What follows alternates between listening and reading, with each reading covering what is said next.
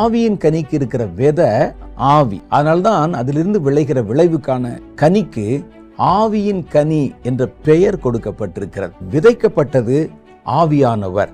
நம்ம கர்த்தருடைய பிள்ளைகளாக அவரை ஏற்றுக்கொண்ட போது பரிசுத்த ஆவியினாலே நம்மை நிரப்பினார்.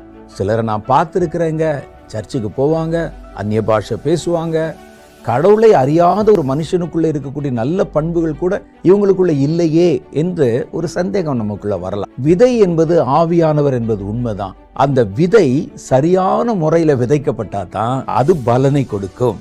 ஆவியானவர் என்று சொல்லுகிற இந்த விதை தம்முடைய பிள்ளைகள் மேல் வந்து விழும்போது உங்க இருதயம் அதை பெற்று கனி கொடுக்க வைக்கிற அளவிற்கு பக்குவப்பட்டதாக இல்லை என்றால் ஆவியின் கனியை நீங்க பார்க்க முடியாது.